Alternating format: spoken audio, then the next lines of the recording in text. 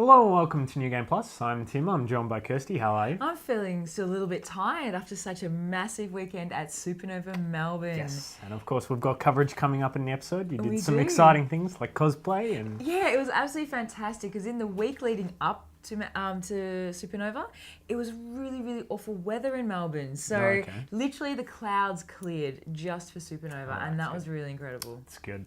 We've also got some interviews from Supernova as well. We do. I know, that was really exciting. Like, I mean, we always knew that Ash was voiced by a girl, but to actually kind of sit down and talk to somebody who's, I don't know, the voice like a voice you grew up with was really awesome. It's like talking to Nancy Cartwright or something. Exactly. And it's like, oh wow, you're Bart. You're actually Bart. Yeah. Because it's just funny because you could kind of hear it in her voice. Yeah. But it wasn't as obvious as some of the other voice actors we've talked to, where it's like, wow, you are that person. Like there is no questions. We've also got some game reviews. Of course. For our episode today. Our big one for this week, of course, is Diablo 3 Reaper of Souls. Yes, which is something you're very excited for. Me and Don have a look at that later on in the episode. Yes, we do. We also have a review of Final Fantasy, 10 plus 10 2 HD Remake, yes. And we think we're going straight into that, aren't we? Yes, we are. Let's go.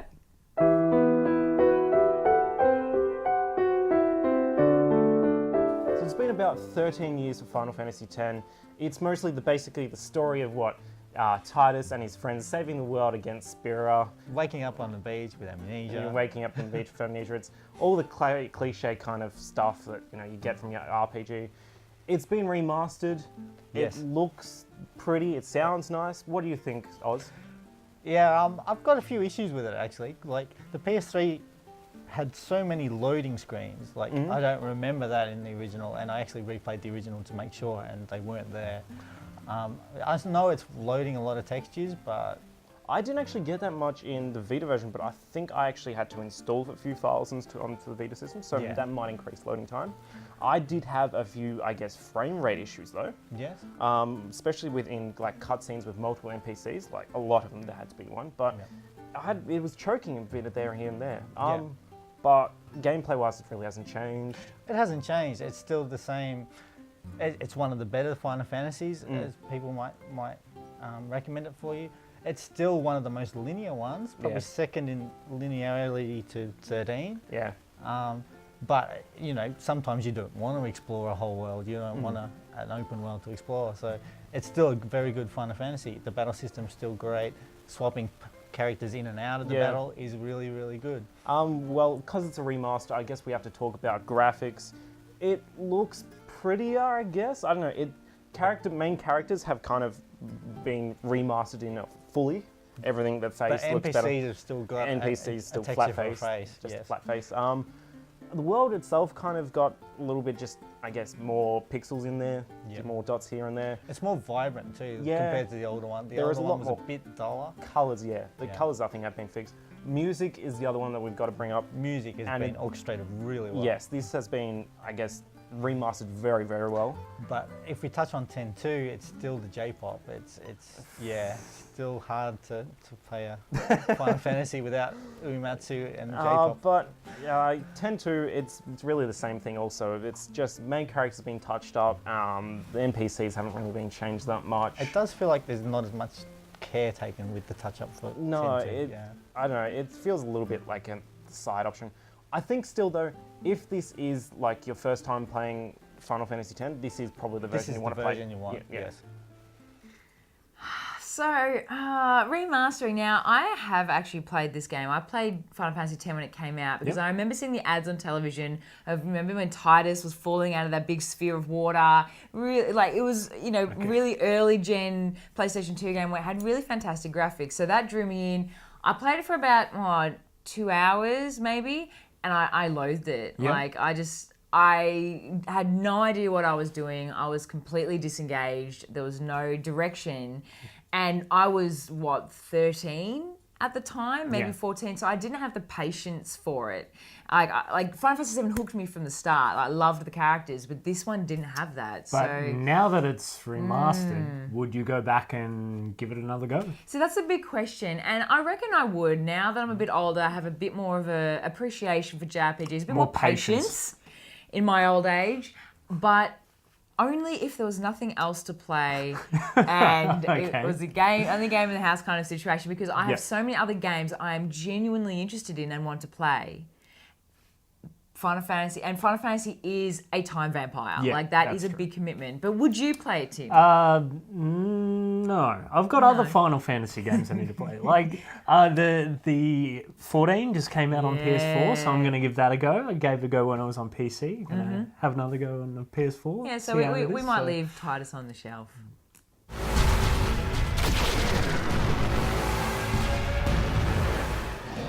Now, Halfbrick are probably one of the most well-known Australian development studios. Jetpack Joyride, Fruit Ninja. They made Colossatron. Now, Colossatron is a very big departure from what they usually do. It's a match 3 game at its core, yes, and I can hear everybody's eyes rolling now because they're going to assume that it's Candy Crush, but it's not. At its heart, it is a match 3 game. You drag power-ups into Colossatron, which is a giant mechanized, I guess, snake that comes down and starts attacking cities. And based on whatever pods you put into Colossatron, he will build different weapons. So you buy different weapons, you figure out the best combinations for the weapons, and you drag them in, mix colors, and make 3. Once you make 3, you get a bigger version of that gun. Then when you make 3 of those, you get an even bigger version of that gun, and it's less likely to die, it'll kill more enemies, blah, blah, blah, blah, blah. You never actually control Colossatron himself. With the exception of a few powers, you can pick targets, you can get him to snake to this point, things like that. So there's very limited control of the actual character itself, but the fun is in matching 3, making sure that you get the right ones in. When it's getting frantic, when it's getting full on and being just surrounded by enemies, you want to make sure that the colors match, that you're getting the big guns, just taking it all down. And I thought that I'd play it for a little while and be kind of, yeah, this was fun, great. I've prestiged it once, I know I'm going to do it twice, I know I'm just going to keep going. There are in-app purchases, which suck, but I've not used a single one, and I've got lots of currency. Like, it's definitely skewed in favor of the player. And I don't know how else to say it. It's a match 3 game that's not just a grid of jewels or candy or beans or whatever else you want to put in there.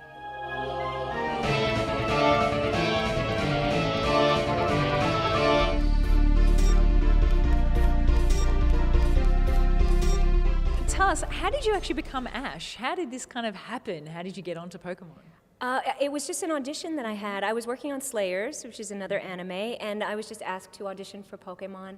And it was something that I auditioned for. I got called back, I got called back, I got called back, I was cast. They decided they wanted to use a kid, so I lost the role, then they cast me again, and it took a really long time, and even when we first started working on it, I didn't know if I would keep the role or not. And then it just kind of rolled into 8 years of being on the show.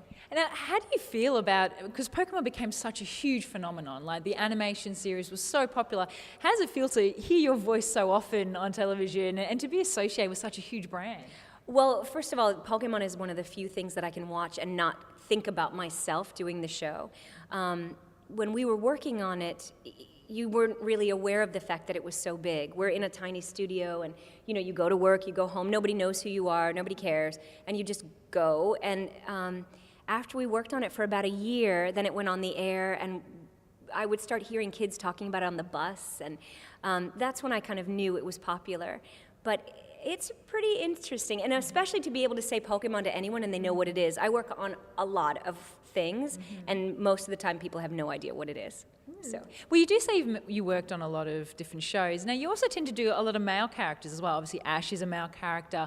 How does it feel to be playing male characters? Does it feel any different for you than for playing female characters? Not really. I think the energy is the same. I mean, the characters all come from some place, and definitely boys are a bit more free and kind of out there than girls get to be. I mean, I played May also on Pokemon, and she was much more reserved. She was courageous, but she was much more reserved, whereas Ash would just go. And I think, I have both sides of that in me as well. It's not really that different. It's just kind of finding out what motivates them, and that's how I create the character. I was saying, Ash is such a go-getter character. So it must be fun to be such an energetic character as well. Definitely. To be 10 and to be positive and always going on an adventure and running around. And it was so fun to go to work and play Ash. Even though he's not that crazy. I mean, most of his stuff is pretty low-key, but, battling and all of that, it was good. I studied stage combat, so I got to use some of my stage combat in that as he's throwing and jumping, and So all of my skills kind of came together. I'm going to finish it. We always do a bit of a curveball question. So I'm going to ask you, if there was one Pokemon that you wish was real and that you could have, which Pokemon would it be? I'm in between. I love Pikachu, so it would be great to have a Pikachu, although I have a daughter, so I kind of have my own Pikachu. So I would say Lapras, because you can get on his back and ride around. I live in New York City, and it would be great to have transport. So I'll go with Lapras. You're practical, and that's smart. That's clever. You're not going to get something impractical like a Snorlax. I should say Charizard, actually, because we could fly over the traffic. What am I thinking? and then Lapras?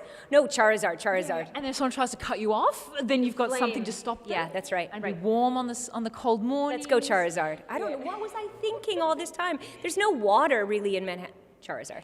Oh, what a fantastic, I completely agree. Thank you so much, Veronica. It's been an absolute pleasure to have you. Thank you so much. I hope you enjoy the rest of your time here, Australia, and let's continue to catch them all. Yeah, gotta catch them all.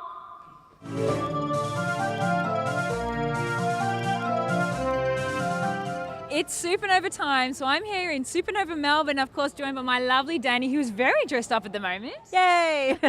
So you are, of course, Captain America. Yeah, I'm like a pin-up style Captain America, 1940-50 style. Love it, absolutely. Well, of course, we are at Supernova because it's only a few weeks to go now until we have to do our costumes at BAM. So we thought we'd come down to Supernova and check out the kind of cosplay that's going on. So what have you noticed in the trends of cosplay this year? With the trends, there's a lot of Marvel out, like the new Captain America movie, heaps of anime, lots of really popular anime out there as well. I've actually been really surprised at how many cosplayers there are. I mean, not like it used to be back in the old days with us, I suppose. It was only like maybe 20% of people turning up and being cosplay. I'd almost hazard 50. Yeah, definitely. I would agree, if not more. Yeah, and some really intensely good costumes too. Like a lot of construction going on as well. So it's not just material, it's like petticoats and armour. Yeah, a lot of hard work's been put into, little minor details. And I guess the good thing is as well is Melbourne's for once stopped raining. It has literally been raining for the past 7 days and it stopped. So all of these cosplayers are now out and having a good time. And all their makeups aren't going to run down our face. Yeah, and it's not going to get soggy and wet. I don't know. Well, which one's been your favourite so far? My favourite cosplay, geez, that is a good question. I saw a group of Disney girls. They look so good. The fabric was a really nice choice. They were well made. They were my favourite, actually. Yeah, they look great. Oh, good. So, well, let's take this inspiration and go keep making our costumes. Yay!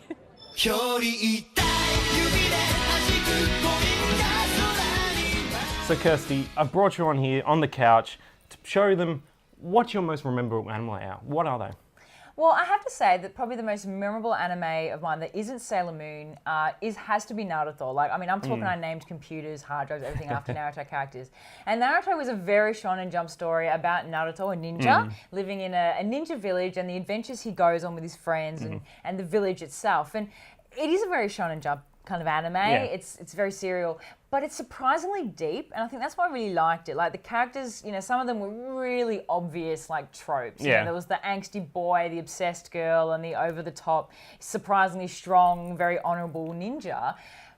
But it was still nice. It was like, it explored like the history, kind of Japanese history style. It worked really, really nice. It is one of those ones that you can even just show to your friends that aren't really big anime buffs. Yeah, it's very, very accessible. So it's a teenage boy anime, so you can show it to younger people, even older people, but don't really watch past episode like 120, 150, because that's when the filler comes in. And Naruto became famous for its awful filler. Like it was just blatant time wasting while they were trying to wait for the manga to catch up. And I felt it was a real detriment to the series because people then didn't take Naruto as seriously after that. And the Shippuden was started off really well. Yeah, Shippuden is the sequel if you didn't know, and it does really link together and it works really, really well. Now to get on to your second one. Yes, now this one is a little bit more adult. This is High School of the Dead, which is an anime that follows a bunch of school kids during a zombie outbreak, I suppose. And they're kind of isolated and they're trying to get to the other side of Tokyo, trying to get to this military base, I believe. And it follows their kind of, I guess, adventures and very adult, not only in its kind of violence, but it's very perverted, I would say, but not in a sleasy way. Not in this, I guess not in a sleazy way. Maybe. It's a bit awkward. Every second shot is just up high. Everywhere is up high. It's completely ecchi. Yeah. It is completely ecchi. But the thing is, if you look past the big up high, yes, let's just call it that, it's got a really nice storyline to it. It actually does. It actually explores, obviously being a high school anime, explores a lot of like high school relationships, but it also, I don't know, it got really dark at times as well. And I don't know, I felt that the panty shots and stuff like that were actually making fun of itself more so than necessarily being, well, I found it funnier. Like I found like, oh, well, this was an obvious inclusion rather than necessarily this is really sleazy. I guess it's kind of one of those ones that you kind of do have to understand the Japanese culture to really get into this kind of show. But once you're in, it's actually really, really nice. Yeah, I'm really, really looking forward to the following seasons because I'm really invested and interested in this. Well, thanks guys for joining. We'll be back in maybe 3 or 4 weeks, but we'll see you next time.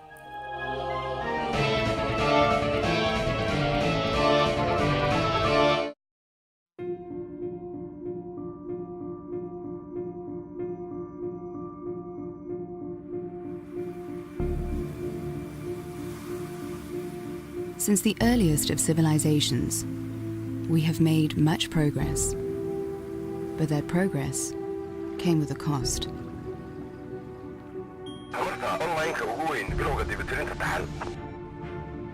Our world has changed.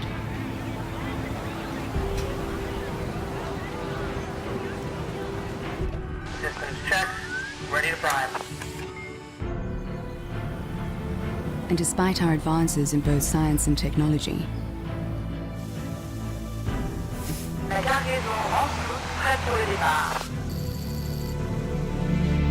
we can no longer deny what is clear. Our time on Earth is ending. Separação completa. Ir para decolagem. So we turn our gaze upward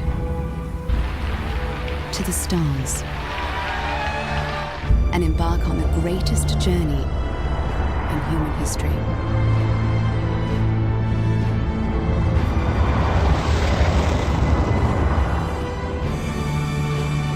A journey into the unknown, to discover a new world, a new home, a new beginning for mankind.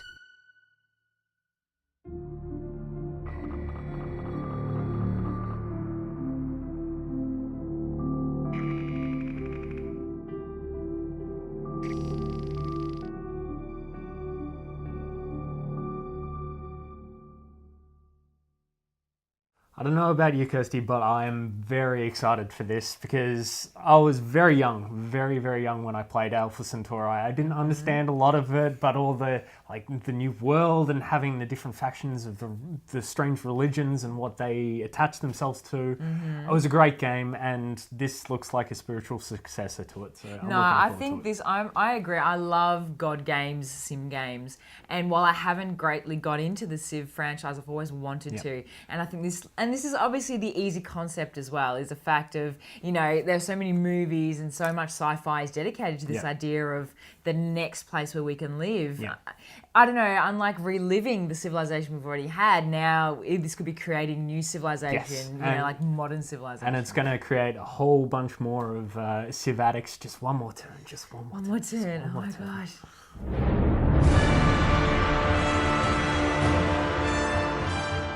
Now this is something I've been very excited for because unlike a lot of people, I enjoyed Diablo 3. No, I didn't mind Diablo 3 either, but it wasn't perfect, that's for sure. Yes, it wasn't the Diablo 2 of its era. So now we're looking at Diablo 3 Reaper of Souls, the expansion to Diablo 3. So what has changed?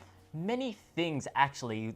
Reaper of Souls introduces a 5th act. It introduces a new Crusader class, but probably most crucially, it changes up the mechanics significantly with the regrettably titled Loot 2.0 system. Yes, the best thing since Vegemite, iMite 2.0, whatever that was.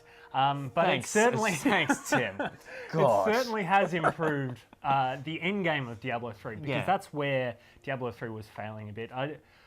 When I played Diablo, I played it till max level. I didn't necessarily go through all the harder difficulties and do it over and over again. But it certainly has made that end game a lot easier with proper loot dropping for your class, Proper better as in stats. just more loot dropping, basically. Well, actually, you get lower quantity, but better quality, more relevant to your class. And you actually get legendaries, unlike in Diablo 3. Just playing through the new class, Crusader, I got 30-something levels in for the Crusader, and I had like 6 pieces of legendary gear. On my run-throughs as a Demon Hunter in the first game, no, I got none. It was really surprising. I think the moment that Loot 2.0 really kicks in is if you're carrying a character from Loot 1.0. Yes. As soon as you start up the game, you're pretty much going to pick up something that's exponentially better than your previous kit. Yeah. And it doesn't quite maintain that way. Eventually, you just run into that wall of getting infinite items that you're just selling because none of them really deliver that extra kick that you need. And to be fair, the changes made in this game, it is an expansion, so it's only one extra act. It's fairly short. And I cannot remember a single moment from it. Something about the Nephilim and demons and I don't know. Malthael and Diablo always finds a way to get back, and like this always happens. This is Diablo lore. It whatever. takes itself way too seriously. But the adventure mode is a really good, it's a good addition to what the end of Diablo 3 was, because it's ultimately just there to really highlight what was the best thing about Diablo 3, the loot treadmill. You're there to get more loot, so you can kill bigger Diablos, so you can get more loot, so you can kill bigger Diablos. And with such strong competition coming out recently in Path of Exile, which is much more of a spiritual successor to Diablo 2, and it's huge tech tree. Diablo 3 is the more simpler game, and it has the rune system, and you can change that up anytime. You can do some cool builds. But I think this is the more polished experience. Primarily because we have Australian servers now, and for a game that's always online, it is fantastic. But I'm not quite sure if Diablo 3 Reaper of Souls is going to bring new players to the world of Diablo, but it's certainly going to bring old players back to it. It has, at the very least, for me. So your mouse is getting a new workout. Yes. It seems. Although Dota probably keeps your mouse in pretty good shape. Yeah. Just got to I noticed the right button gets. Now we're all back to the left button. It's okay. Yeah. I just swap them around. But yeah, Diablo 3 is certainly a mouse destroyer, and it's become online crack at the moment. Just the new loot system and everything about it. It's really brought Diablo 3 back from what it was lacking in terms of endgame. So it's really good to see that. It's interesting as well because we're seeing a real resurgence in online gaming. I've seen a lot of articles lately about how World of Warcraft, for example, is really trying to re-encourage people to return. Obviously the new patches and all this other new stuff. And of course the big one, Elder Scrolls Online has been around. So that got released very recently, and we'll be reviewing it next week. I'm exciting. Trying to put my head down and just get through as many levels as I can. It's pretty hard, I mean, it's so many people have been playing this. I've been seeing a real saturation of people getting really passionate about this as well, like a Final Fantasy level of passion, which is pretty big. So I'm just in my space at the moment. Okay, MMOs all over the place. Yeah, no, look at you, it's PC fantastic. Master Race. You know, you're really. You're living the dream. Yeah, next week we'll have more Supernova coverage as well, but we better wrap it up. Yes. So visit our website, www.newgameplus.tv. Like us on Facebook, facebook.com/NewGamePlusTV. Follow our Twitter and Instagram @NewGamePlusTV. And don't forget our Twitch account, twitch.tv/NewGamePlusTV. Thank you, Kirsty. Thank you, Timmy. We will see you guys next week.